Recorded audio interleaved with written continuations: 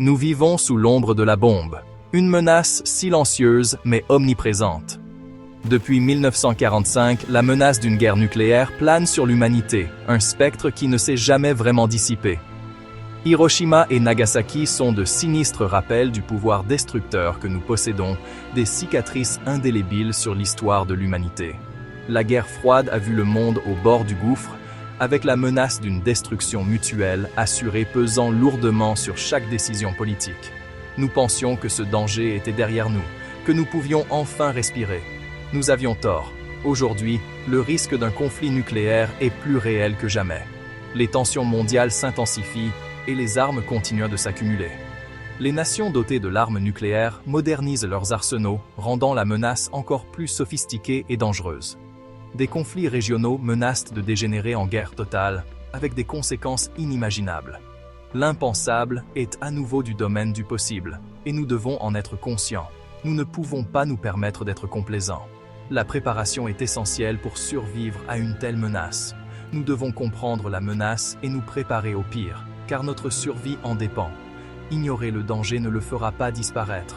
Au contraire, cela ne fait que l'amplifier. Se cacher la tête dans le sable n'est pas une stratégie de survie. C'est une recette pour le désastre. Nous le devons à nous-mêmes, à nos familles et aux générations futures d'être préparés, de prendre des mesures pour assurer un avenir plus sûr. Une explosion nucléaire est bien plus qu'une grosse bombe. C'est une force de destruction massive qui change à jamais le paysage et la vie de ceux qui survivent. C'est le déchaînement de forces qui défie la compréhension.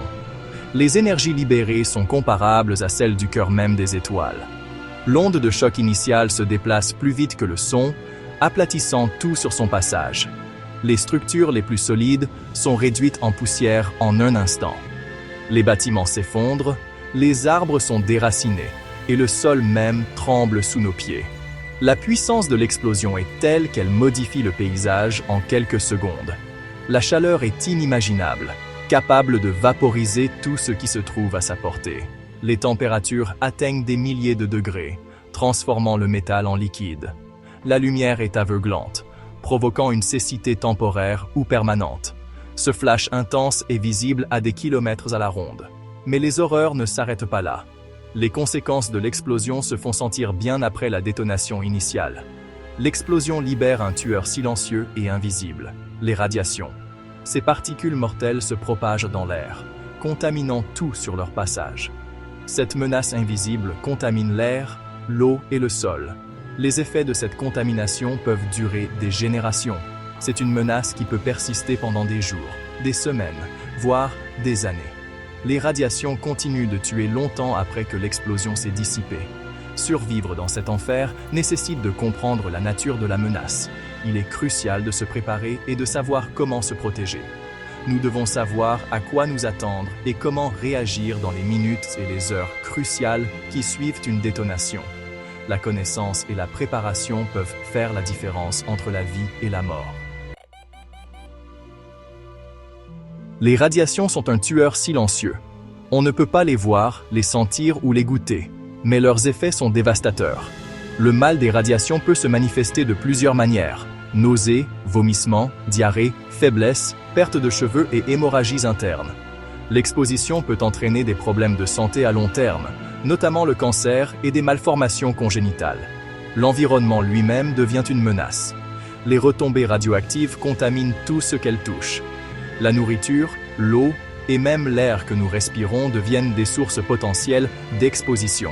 Cette contamination peut persister pendant des mois, voire des années, rendant impossible le retour à une vie normale. Comprendre les dangers des radiations est crucial pour la survie. Nous devons savoir comment nous protéger de l'exposition et minimiser les risques pour la santé à long terme. L'immédiat après une explosion nucléaire est chaotique. Mais au milieu de la destruction, la survie est possible. La clé est d'agir rapidement et de manière décisive. Si vous êtes pris à l'extérieur, cherchez immédiatement un abri. Recherchez la structure la plus solide possible, de préférence avec des murs épais et un sous-sol. Si vous êtes à l'intérieur, restez à l'intérieur. Éloignez-vous des fenêtres et des murs extérieurs. Le meilleur endroit où se trouver est un sous-sol ou une pièce intérieure au niveau le plus bas. Scellez toutes les portes et fenêtres avec du ruban adhésif et des bâches en plastique si possible. Restez à l'abri pendant au moins 48 heures ou jusqu'à ce que vous receviez des instructions officielles. Ces 48 premières heures sont critiques. Restez calme, suivre ces directives et minimiser l'exposition aux radiations peut faire la différence entre la vie et la mort. La préparation est la clé de la survie. En cas de catastrophe, être bien préparé peut faire toute la différence entre la vie et la mort. Un kit de survie bien approvisionné peut fournir des ressources essentielles au lendemain d'une attaque nucléaire. Il est crucial de s'assurer que chaque élément de votre kit est soigneusement sélectionné et en bon état de fonctionnement. Votre kit doit comprendre de l'eau, au moins 4 litres par personne et par jour pendant 2 semaines. L'eau est vitale pour la survie et il est important de la stocker correctement pour éviter toute contamination. Nourriture. Des aliments non périssables qui ne nécessitent aucune cuisson, comme des conserves, des barres énergétiques et des fruits secs. Ces aliments doivent être faciles à préparer et à consommer, même en l'absence d'électricité. Trousse de premiers soins. Une trousse complète avec des bandages, des antiseptiques, des analgésiques et tous les médicaments nécessaires. Une bonne trousse de premiers soins peut traiter les blessures mineures et prévenir les infections. Compteur Geiger, pour mesurer les niveaux de radiation et évaluer la sécurité de votre environnement. Cet appareil est essentiel pour détecter les zones dangereuses et éviter l'exposition à des niveaux élevés de radiation.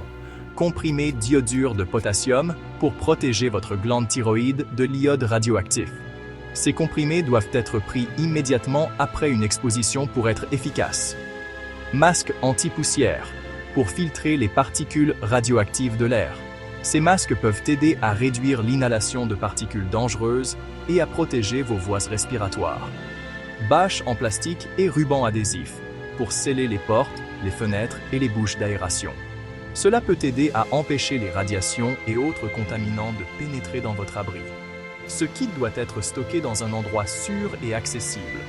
Assurez-vous que tous les membres de votre famille savent où il se trouve et comment l'utiliser. C'est une bouée de sauvetage en cas de catastrophe, fournissant l'essentiel pour survivre jusqu'à l'arrivée des secours. Une bonne préparation peut sauver des vies et offrir une tranquillité d'esprit inestimable. Lors d'une attaque nucléaire, votre abri est votre sanctuaire. L'abri idéal est souterrain, bien protégé des radiations et doté de réserves essentielles. Un sous-sol est une bonne option. Renforcez-le avec des sacs de sable ou de la terre pour assurer une protection supplémentaire. Si vous n'avez pas de sous-sol, identifiez une pièce intérieure sans fenêtre au niveau le plus bas de votre domicile. Utilisez des livres, des meubles ou tout objet lourd pour renforcer les murs. L'objectif est de créer une barrière entre vous et le monde extérieur, en minimisant votre exposition aux radiations. N'oubliez pas que votre abri est bien plus qu'un simple endroit pour se cacher. C'est un symbole de résilience, un témoignage de votre volonté de survie. La menace d'une guerre nucléaire est réelle, mais elle n'est pas insurmontable. Nous ne pouvons pas contrôler les actions des nations, mais nous pouvons contrôler notre propre préparation. En comprenant les risques, en élaborant un plan et en constituant une trousse de survie, nous nous donnons les moyens de faire face à l'impensable. L'espoir n'est pas passif. Ce n'est pas un souhait ou une prière. L'espoir est un plan. C'est la décision consciente de se préparer au pire, même si nous aspirons au meilleur. Il s'agit d'assumer la responsabilité de notre propre sécurité et du bien-être de nos proches. En ces temps incertains, l'espoir est l'arme la plus puissante que nous possédions. N'attendons pas que les sirènes retentissent avant d'agir. Le temps de se préparer est maintenant. Notre survie et l'avenir de l'humanité pourraient en dépendre. N'oubliez pas d'activer la cloche et de vous abonner si la vidéo vous a plu et dites-nous en commentaire où vous en êtes dans votre préparation.